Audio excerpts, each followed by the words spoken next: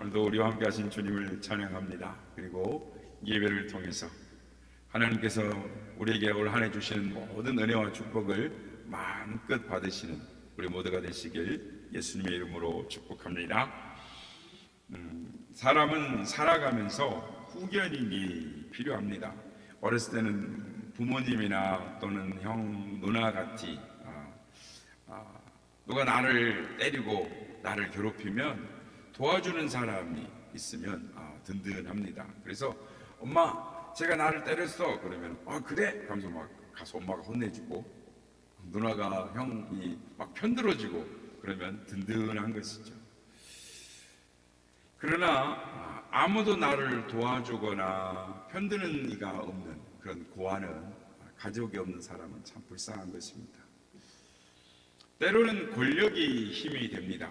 어떤 목사님이 자신 교회에 장로님이 경찰청장이 있으셨는데 그때는 권력의 힘을 실감했다고 합니다. 그래서 한 번은 목사님의 어머님이 돌아가셨을 때 서울에서 지방까지, 고향까지 앞에 경찰차가 앞서고 논스톱으로 집까지 달려갔다라는 이야기를 합니다. 그래서 경찰서장이 부임하면 이 교회에 와가지고 목사님께 인사를 하는 것입니다. 경찰청장님이 이 교회 다닌다면서요, 목사님 잘 부탁드립니다 하면서 경찰서장이 바뀔 때마다 와서 부임 인사를 교회에 와서 하는 것입니다. 그러면 뿌듯했다는 거예요. 그리고 웬만하면 전화 한 통화면 그냥 모든 것이 다 해결이 됐다라는 것입니다. 그런데 청장을 그만두고 나니 인사 하나도 없고 찾아오는 일도 없고 전화로 부탁하는 것도 어렵더라는 것입니다. 수락하는 건 날개가 있는데 권력 떨어지면 무상한 것입니다. 돈이 힘이 되기도 합니다. 미개한 나라일수록 이 돈이 통하는 것입니다. 이집트에 이 선교 여행을 다녀오신 분들이 현지 가이드에게 들은 이야기들인데, 이 나라는 돈이면 안 되는 일이 없다는 거예요. 바쁘다고 막 일도 안 하고 뒤로 처지는데 갑자기 가서 돈을 주기만 하면, 급행료를 주기만 하면 그 안 되는 일이 갑자기 즉시 해결이 된다라는 것입니다. 좋은 일은 아니지만 예전에 은퇴 목사님들이 이제 합창단을 조직해서 전 세계에 초청을 받아서 이렇게 이제 가서 찬양으로 예배를 하나님 앞에 드리는데, 필리핀에를 갔는데 차가 막혀가지고 또 일정상 도저히 그 시간 내에, 예배 시간에 이 합창단이 도착할 수가 없었습니다. 그럴 때 여행사에서 돈을 좀 주니 경찰 2명이 붙어가지고 앞에 쫙 가더니 차를 막 인도를 해주고 다 길을 막고 가게 해주고, 심지어는 역주행까지도 시켜주면서 예배 시간에 늦지 않게 탁 데려다 주더라는 거예요. 그래서 그때 목사님이 돈이 좋긴 좋구나 이러면서 돈의 힘을 실감을 했다라는 것입니다. 그만큼 사람이나 돈이나 권력이 우리의 비경이 되고 힘이 되는 것이죠. 그런데 이런 것들은 다 유한한 것입니다. 사람이 나이 들면 힘이 없고 곁을 떠나고 없어지는 것이죠. 권력도 떨어지면 허무하고 돈도 사라지면 그뿐인 것입니다. 하지만 여러분, 우리 곁에는 든든한 후원자가 계십니다. 그분은 성령님이십니다. 성령은 보혜사라고 불리우는데 헬라어로 파라클레토스, 곁에라는 뜻을 가지고 있고, 크레토스, 돕는 자라는 이 합성어 파라클레토스라는 뜻을 가지고 있습니다.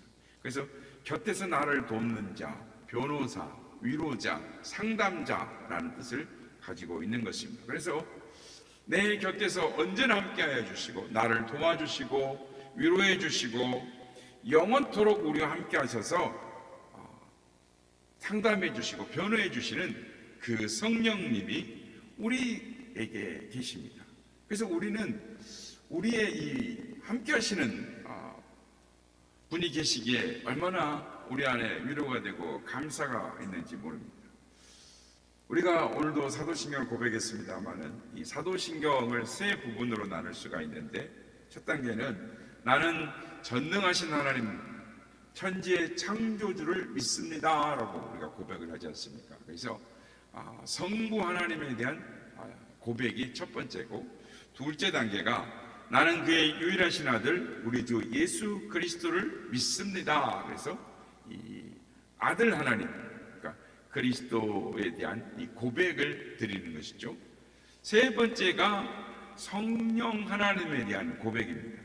그래서 기독교에는 신앙 고백, 즉 사도신경 외에도 많은 고백이 있습니다. 그래서 예배소라는 고백도 있고, 니케아 신조라는 고백도 있고, 우리가 잘 아는 웨스트민스터 신앙교리 문답이라는 17세기 만들어진 고백도 있고, 또 장로 12신조라는 신조가 또 있습니다. 여러분들이 접하지 못했지만 우리 교회에는 이런 신앙 고백들이 있는데, 다 알고 보면 이 골격은 같습니다. 그러니까 성부와 성자와 성령 삼위일체 하나님에 대한 고백이 그 모든 이 신앙 고백의 골격인 것입니다.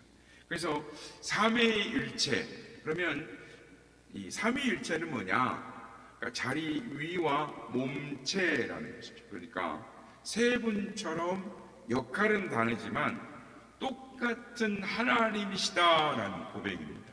그러니까 삼위일체 하나님이라뇨, 복잡한데 그거 그냥 꼭 그렇게 믿어야 됩니까? 그냥 단순하게 하나님 이렇게 믿고 가면 안 됩니까?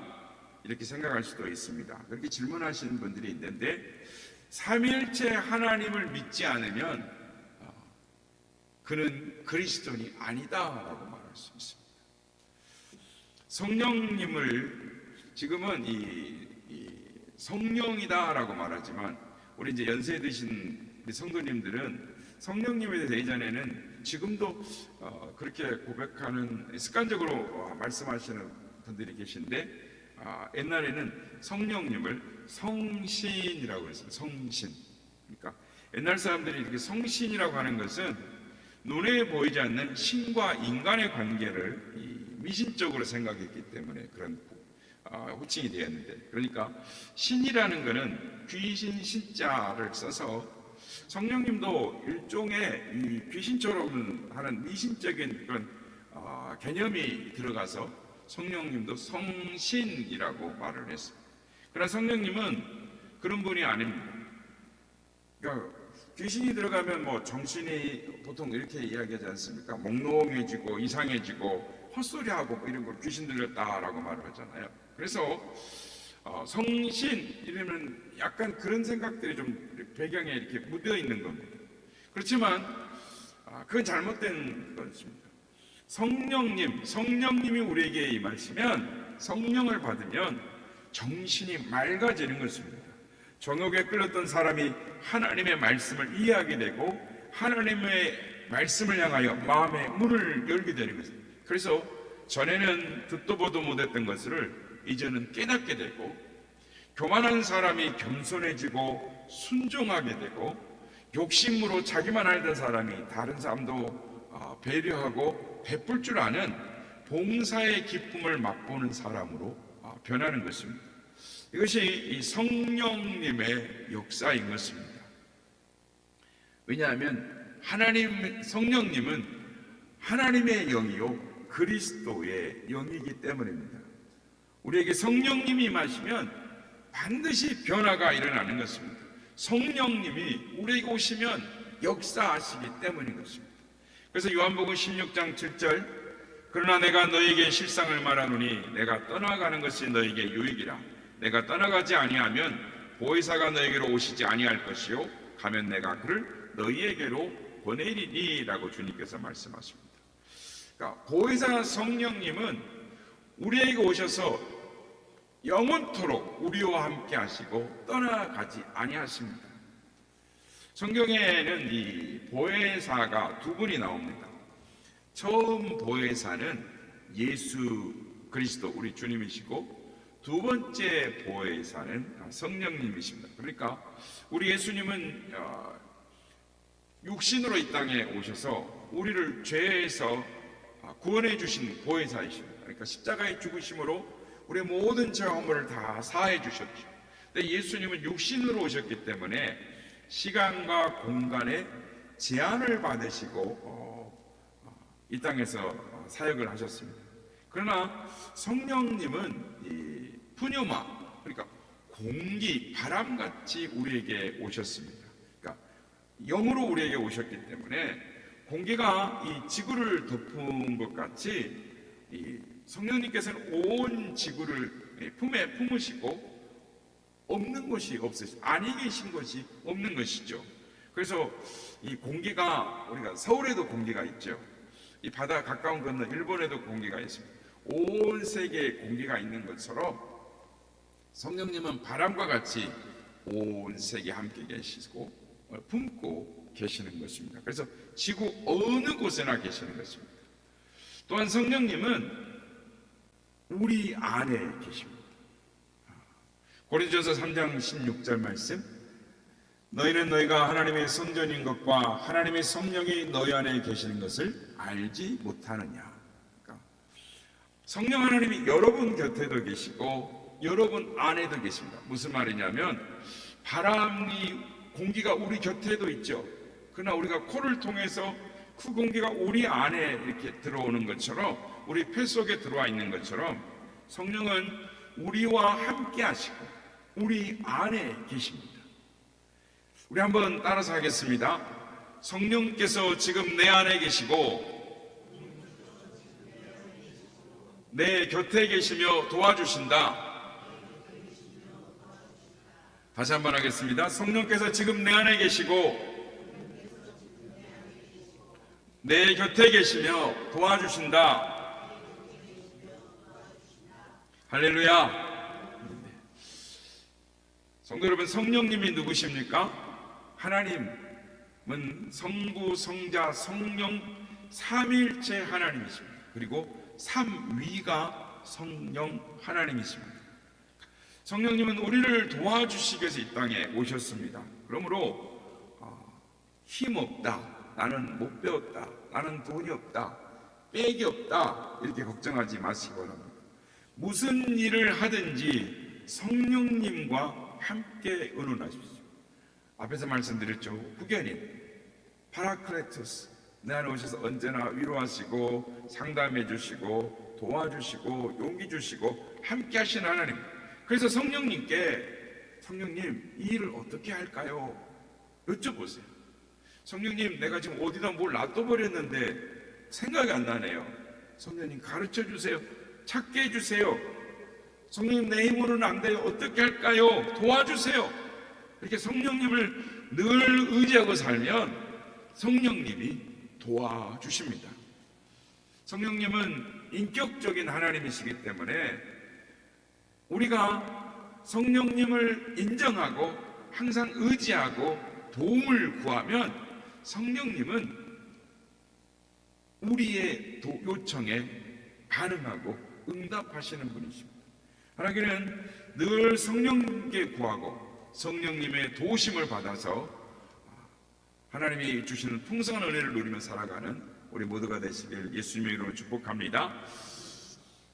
구약 시대는 이 성부 하나님 사역에 초점이 맞춰져 있습니다. 그리고 신약은 성자 하나님 예수님에 대한 이 초점에 맞춰 있으면서 예수님 하신 사역들을 기록을 해놓고 있는데, 그런데 문제는 오늘을 사는 우리의 시대가 성령 하나님께서 일하고 계시는 성령 시대인 것을 모르고 사는 데 있습니다. 성도 여러분, 하나님께서는 저 높이 저 멀리 구말리 장천에 계신 하나님이 아니십니다. 지금 우리 곁에 계신 공기처럼 바람처럼 우리와 함께하여 주시고 우리 안에 계시고 영으로 함께 계시는 줄 믿으시길 바랍니다. 근데 사람들이 이 사실을 모르는 것이죠.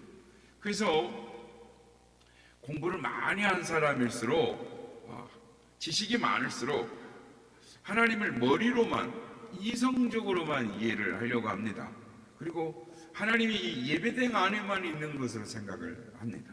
그래서 주일날 교회 와서 하나님 앞에 예배를 드리고 그때만 하나님을 생각을 해요. 그러다 나갈 때는 어떻게 합니까?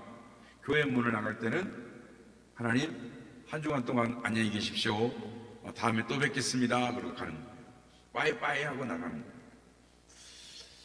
그리고 나서 교회 문 밖에 나가면 어떻게 합니까?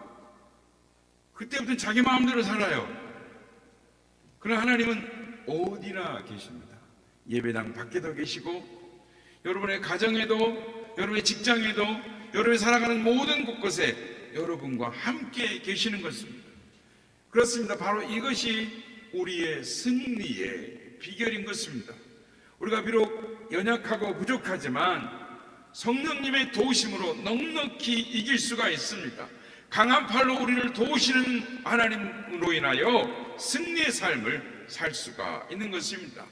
그래서 하나님이 우리 편이 되어주시고 우리의 필요를 채워주시고 또 우리를 변호해 주시고 우리를 위로해 주시고 능력을 주시고 그 성령 하나님이 우리와 함께 하심으로 그 성령 하나님을 의지하셔서 넉넉히 승리하는 삶을 살아가는 우리 모두가 되시기를 예수님의 이름으로 축복합니다. 그러면 우리가 어떻게 예수님을 믿을 수 있고 신앙 고백을 하게 되었습니까? 오늘 보면 3절 말씀에 보면 성령으로 아니하고는 누구든지 예수를 주시라 할 수 없느니라 라고 말합니다. 그리고 갈라디아서 4장 6절 너희가 아들이므로 하나님이 그 아들의 영을 우리 마음 가운데 보내사 아빠 아버지라 부르짖게 하느니라. 성령을 받은 가장 큰 증거는 주님이라는 말이 자연스럽게 나오는 겁니다. 아버지라는 말이 자연스럽게 나오는 겁니다. 하나님 아버지, 아버지 하나님 이렇게 말하는 것이 성령 받은 사람인 것입니다. 여러분, 성령 받은 증거는 방언이나 예언이 아닙니다. 방언은 하다가 안 할 수도 있는 것입니다. 귀신도 방언을 합니다. 병 고치는 것이 성령 받은 증거가 아닙니다. 병을 고치다가 못 고치다가 고치지 못할 수도 있습니다. 우리 한번 따라서 하겠습니다. 성령 받은 증거는 하나님을 아버지, 예수님을 주님이라고 고백하는 것입니다. 그렇습니다. 성령 받은 증거는 하나님을 아버지라, 예수님을 주님이라고 고백하는 것입니다. 근데 여러분, 성령을 받은 사람에게 하나님께서 각자에게 나누어 주시는 선물이 있습니다. 여러분, 새해가 되면 기도의 제목을 가지고 하나님 앞에 소망의 기도를 드리죠. 그래서 하나님, 올해는 이렇게 되게 해주세요. 이루어 주세요. 이것을 주시옵소서. 하나님 앞에 기도를 드리지 않습니까? 기도 드리시죠? 들으셨죠? 네. 그러면 여러분, 올해는 하나님 앞에, 신년에 하나님 앞에 올해가 1월이기 때문에 하나님 앞에 기도 제목을 올려드리고 있을 텐데 어떤 기도 제목을 하나님 앞에 올려드립니까? 저의 기도 제목을 몇 가지를 소개하자면, 하나님, 올해는 우리 교회가 배가 부흥되게 해주시옵소서. 올해는 모든 성도들이 질병으로부터 자유케 하여 주시옵소서. 하나님, 올해 교회 성도들이 부흥하게 되면 교회 차량이 필요할 텐데 교회 차량을 주시옵소서. 기도 제목들을 쭉 놓고 하나님 앞에 기도를 합니다. 여러분은 어떤 것을 기도하셨습니까? 하나님께서 우리에게 반드시 우리의 기도를 들어 응답해 주실 줄 믿습니다. 올 한 해 우리가 살아가는데 많은 것들이 필요합니다. 그래서 하나님이 우리에게 우리가 기도한 것, 그 모든 것들로 응답해 주실 뿐만 아니라 우리가 구하고 찾는 것들보다 더 풍족하게, 풍성하게 채워주실 줄로 믿습니다. 그런데 여러분, 하나님께서 그것보다, 그 무엇보다 우리에게 주시고자 하는 것이 있습니다. 선물로 나누어 주시고자 하는 것이 있습니다. 그것이 무엇입니까? 성령의 은사인 것입니다. 성령의 은사는 하나님께서 우리 각자에게, 여러분 각자에게 나누어 주시는 선물인 것입니다. 그러므로 그 선물을 받으시는 여러분 되시길 바랍니다.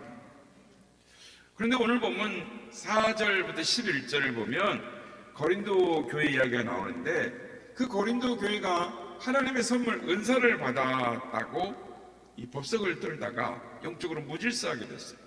그래서 요즘은 교회에서 이 성령의 은사를 받으라고 하는 교회들이 많지가 않습니다.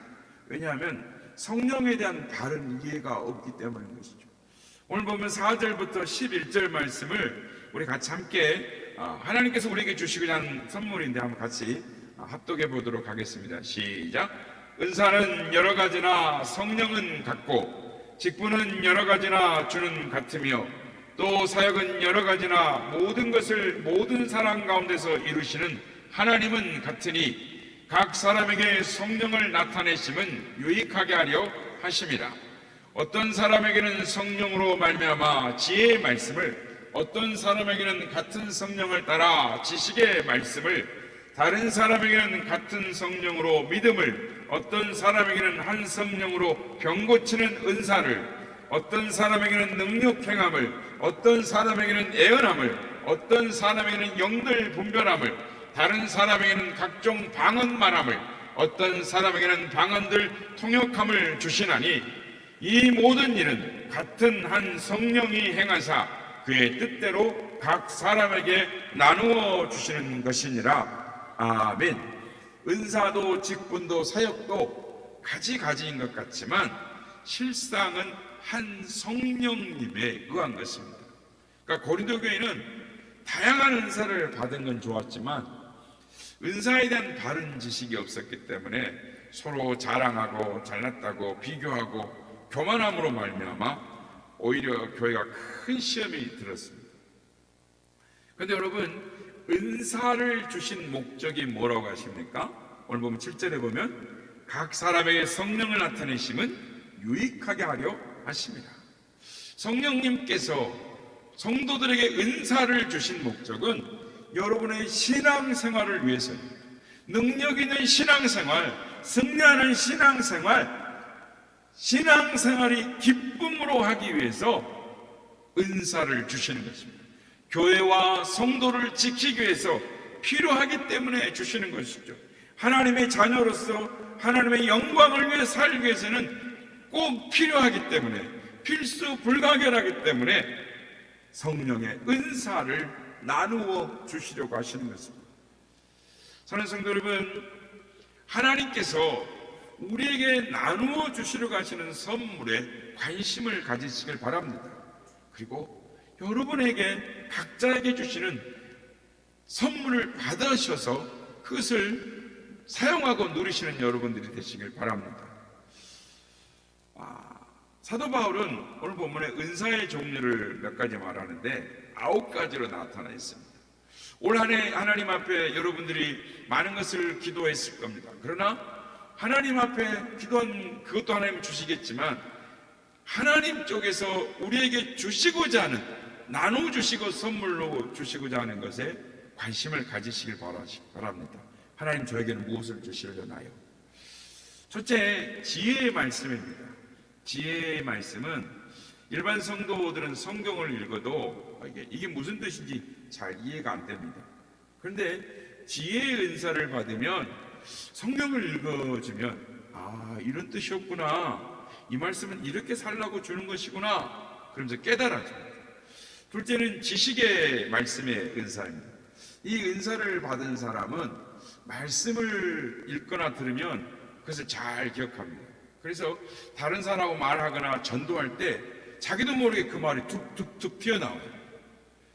그러니까 지식의 말씀은 전도할 때 필요한 은사죠. 세 번째는 믿음의 은사입니다. 이 믿음은 특별한 믿음을 말하는데, 다른 사람들은 믿을 수 없는 상황인데 담대하게 믿는 믿음을 말하는 것입니다. 그래서 가정이나 교회에서 공동체가 흔들릴 때 이런 은사를 가진 분이 있으면 도움이 됩니다. 그러니까 어느 교회가 성전을 건축하다가 빚더미에 앉게 돼서 이제는 교회를 팔고 교회 문을 닫자라는 의견이 이렇게 많이 팽배해져 있을 때 그 교회 기도하는 권사님이 무슨 소리냐, 하나님이 우리에게 큰 복을 주실 것인데 믿고 기도하자라고 했는데 지금 아주 큰 교회가 되어 있다라는 것입니다.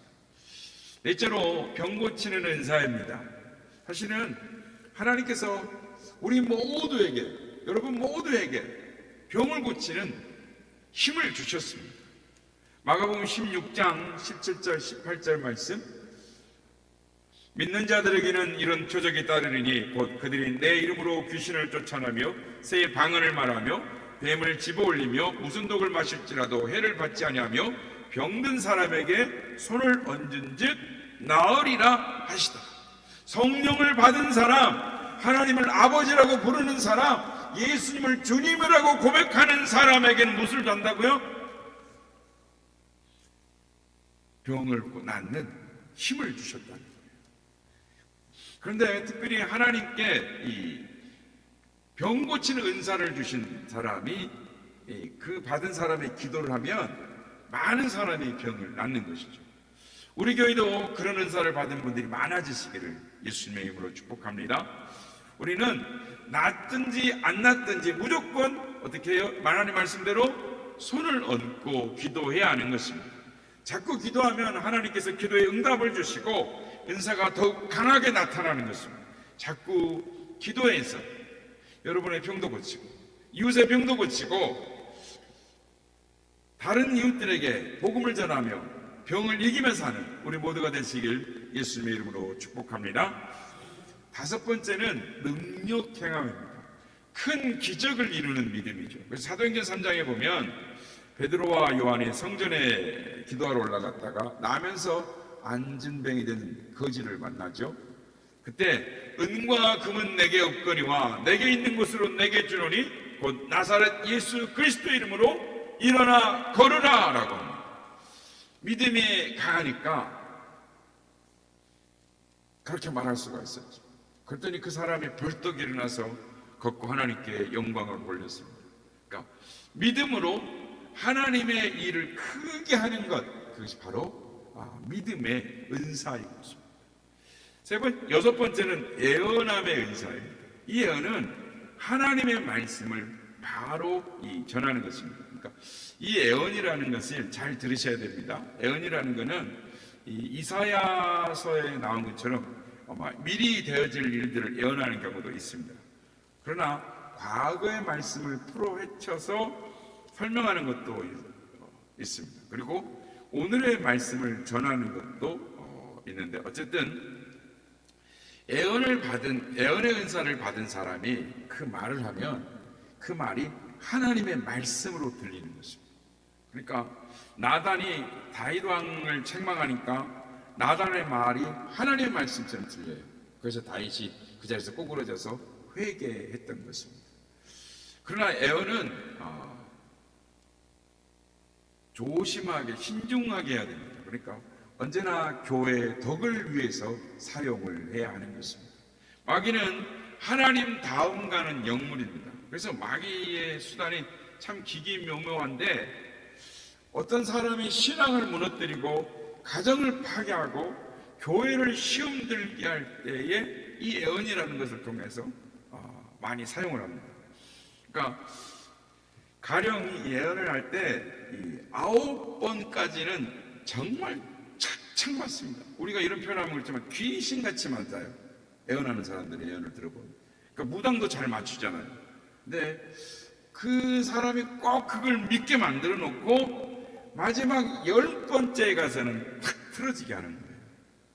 여기에 걸려들면 그 사람은 완전히 망하는 것입니다. 장희동의 이인구 목사님 설교에 나오는 내용인데요. 부산에서 있었던 일입니다. 어느 장로님이 영적인 능력이 대단했습니다. 그래서 집을 나가서 이렇게 하나님 앞에 기도하고 보려고 하면은 환상이 쫙 보이고 열리는 거예요. 그러니까 자기 집에 누가 왔는가 하고 탁 이렇게 보면 보여요. 자기 아내가 집에서 무엇을 하는지도 내가 봐야 되겠다. 그리고 탁 기도하면 환상이 쫙 열리고 보이는 거예요. 그러면 틀림없이 맞아요. 그런데 어느 날 밖에 가서 또 환상을 보는데 외간 남자가 자기 집에 들어와서 자기 부인과 불륜 관계라는 관계를 맺는 것이 보이는 거예요. 과거에 틀림없이 맞았으니까 의심하지 않고 집에 들어와 씩씩 화를 내고 들어와서 부인을 족치는 겁니다. 이 부인이 어이가 없어서 말을 못해요. 그렇지 않다고 해도 말을 믿질 않는 거예요. 그러니까 이 부인이 기가 막히니까 그럼 무엇으로 증명하면 되겠냐고, 내가 죽음으로 증명하면 되겠냐고. 그럼 부인이 그냥 자결을 하고 맙니다. 그 집이 그냥 한 번에 망해버린 겁니다. 마귀의 술책이 이런 겁니다. 9번까지는 맞추다가 한 번에 그냥 다 망하게 만들어버리는 거죠. 그러므로 애언의 은사라고 다 믿으면 안 되는 것입니다. 환상을 보더라도 반드시 성경을 통해서 해석하고 누구에게 어떤 말을 한다 할지라도 교회에 덕이 되는 것인가 아닌가를 판단해서 말을 해야 하는 것입니다. 그리고 이 애언 은사를 찾는 분들은, 은사를 받은 분들이 이제 이 찾는 건 자꾸 답답한 사람들이 꼭 이분들 애언 은사를 받는 찾아가요. 그럼 마치 무당을 찾아가는 것 같지만, 그러니까 한 번 맞들이면 계속 찾아다닙니다. 그러다가 영적 사기꾼에 걸려서 물질을 손해보고 영혼과 몸과 마음이 병이 드는 것입니다. 7번째, 영들 분별함입니다. 영들 분별함이 무엇입니까? 이 세상에는 성령님만 계시는 것이 아니라 악한 마귀도 있습니다. 그래서 요한일서 4장 1절 말씀 보면, 사랑하는 자들아, 영들을 다 믿지 말고 오직 영들이 하나님께 속하였나 분별하라 라고. 분별해야 하는 것입니다. 남의 말을 잘 듣고 잘 속는 사람들이 있습니다. 잘 분별해야 됩니다. 조심해야 하는 것입니다. 어떤 성도는 이 예언한다라는 사람을 찾아갔습니다. 그랬더니 예언한다라는 분이 당신 아들, 딸이 외국 나가서 공부를 하고 유학을 하게 되면 세계적인 인물이 될 것이다. 그리고 하나님이 당신에게 엄청난 복을 주신다 이랬어요. 그러니까 이분의 예언을 들 때는 정말 맞았으니까 가서 상당한 헌금을 했습니다. 그리고 금융 다단계를 했는데 본인 돈도 날리고 친척 돈도 다 날리고, 그래서 친척은 정신 이상으로 죽고 본인도 정신병에 걸려서 오락가락하고 자녀들은 유학은커녕 가정에 문제가 생겨서 이렇게 헤매는 것들을 그런 이가 있습니다. 마태복음 24장 23절 24절에 주님께서 이렇게 예언하셨습니다. 그때 사람이 너에게 말하되 보라, 그리스도가 여기 있다 혹은 저기 있다 해도 믿지 말라. 거짓 그리스도들과 거짓 선지자들이나 큰 표적과 기사를 보여 할 수만 있으면 택한 자들도 미혹하리라. 귀신들도 이적을 합니다. 성경에 보면 출애굽에 보면 모세가 던진 지팡이가 뱀이 됩니다. 그런데 우상을 섬기는 사람이 던진 지팡이도 뱀이 되는 것입니다. 귀신에게 뭔가 신기한 것이 있습니다. 그래서 신기한 것을 따라가면 안 되는 것입니다. 분별해야 되는 것입니다. 한번 이단에 빠지면 누가 뭐래도 안 듣고 패가 망신하는 것입니다. 비둘기처럼 순결하고 뱀처럼 지혜로워서 영들을 분별할 수 있기를 바랍니다. 8째는 방언입니다. 방언은 두 가지인데, 사도행전 2장에 보면 베드로가 설교를 합니다. 그런데 그 설교가 16국에서 온 사람들이 다 알아들어요. 그러니까 자기 말로 듣는 것이죠. 그러니까 이건 대화가 되는, 이해가 되는 방언입니다. 그러니까 일본에 사는 부인이 기도를 하다가 프랑스에 유학 중인 동생이 생각나서 간절히 그의 영혼을 위해 기도하다가 전화를 합니다. 동생, 예수 믿어야 돼 라고 말하는데 자기는 한국말로 하는데 말은 방언인 자기도 모르게 나온 겁니다. 그런데 그 방언이 프랑스 말이었습니다. 동생, 십자가를 지신 예수님을 믿어야 돼. 그래야 구원을 받아. 예수님을 안 믿으면 멸망해 라는 말을 자기도 모르게 말을 했는데 동생이 깜짝 놀랐어요. 한국말을 밖에 모르는 누나가 프랑스 말로 요창하게 말을 하니까 깜짝 놀라고 그가 예수님을 믿게 되었다라는 것입니다. 이렇게 사람들이 알아듣는 대인 방언이 있는가 하면 하나님과의 방언, 대신 방언이 있습니다. 그것을 알아들 수 없습니다. 그러니까 하나님께 하는 방언인데 성령님께서 대신해서 하나님께 기도하는 것입니다. 그래서 방언의 은사는 자기에게는 유익하지만 다른 사람들에게는 하나님께서 계시는 것을 알게 합니다. 그러니까 방언을 하는, 하나님이 계시구나. 방언을 통해서 하나님이 계시구나. 그러니까 하나의 증거가 되는 것이죠. 그러므로 방언의 은사를 받으신 여러분 되시기를 축복합니다. 마지막은 방언 통역함입니다. 방언의 통역의 은사를 받으면 자기가 하는 방언을 알게 되고 남의 방언도 통역을 합니다. 그런데 그 통역이 맞기도 하고 맞지 않을 때도 있습니다. 특히 어떤 이는 이걸 거짓으로 통역을 하는 사람도 있습니다. 예전에 우리나라에 이 통역 1인자라고 큰 소리 치는 사람이 있었습니다. 그러니까 자신이 잘났다고 이렇게 말하는 사람, 그런 사람은 영이 잘못된 것입니다. 그런데 어떤 분이 이분을 시험을 했습니다. 나는 방역을 못하니, 그러니까 방언을 하는데 통역을 못하니 좀 통역을 해 주십시오. 그랬더니, 그래서 해보시오. 그러니까 이분이 이 빠른 속발음으로 영어로 주기도문을 막 속발음으로 막 외웠어요. 그랬더니 방언 통역을 잘한다는 사람이 회개하라 탁군 목자야 이러면서 통역을 해주더라는 거예요. 그 사람이 바로 사기꾼이죠. 주기도문에 어디 회개하라 삭구나 목자야 이런 말이 어디 있습니까? 성도 여러분, 교회 중심의 믿음 생활을 하시길 바랍니다. 교회가 기도하는 집이고 은혜 받는 집입니다. 교회에서 기도하여 응답 받으시길 바랍니다. 교회에서 기도하면 죽고 다른 곳에 가서 기도하면 살 사람 이런 아무도 없습니다. 여기저기 은혜 받는다고 헤매있고 영적 사기꾼 만나지 말고 교회 중심으로 믿음 생활 잘 하시는 여러분 되시길 예수님의 이름으로 축복합니다. 성도 여러분, 말씀을 정리합니다. 하나님께서 올 한 해 여러분들에게 우리에게 많은 것을 주실 것입니다. 주시고자 하십니다. 그런데 그 무엇보다도 우리에게 나누어 주시기를 원하시는 것이 있습니다. 그것이 바로 성령의 은사인 것입니다. 우리 모두가 성령의 은혜를 사모해야겠습니다. 그리고 성령의 능력을 힘입어 전도하는 교회가 되어야 되겠습니다. 보혜사 성령님이 지금 우리와 함께 하심을 믿으시길 바랍니다. 여러분 안에 계심을 믿으시길 바랍니다. 그래서 여러분의 가정에, 직장에, 사업체에, 아니 학생이면 학교에 성령님이 함께 하심을 믿으시길 바랍니다. 그래서 성령님께 모든 걸 맡기고 상의하고 성령님 어떻게 해요? 도와주세요 하면서 살아가시길 바랍니다. 그럼 반드시 하나님이 가르쳐 주십니다. 바라기는 성령님의 은사를 사모하셔서 더욱 귀하게 쓰임받는 우리 모든 선한 이웃의 지체들이 다 되시기를 예수님의 이름으로 축복합니다.